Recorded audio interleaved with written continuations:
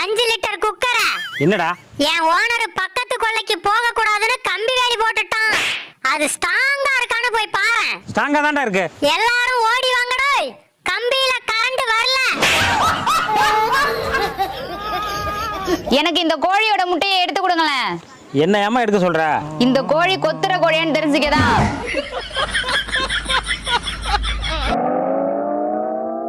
ஏங்க இந்த வழியா வராதீங்க, அந்த வழியா வாங்க.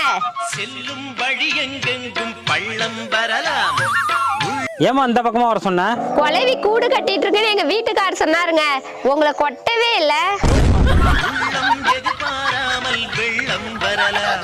அண்ணா ஒரு சின்ன உதவி, அந்த குச்சி கட்டை தூக்கிட்டு வந்து வண்டியில வைங்களேன். இதை உன்னால தூக்க முடியலையாப்பா?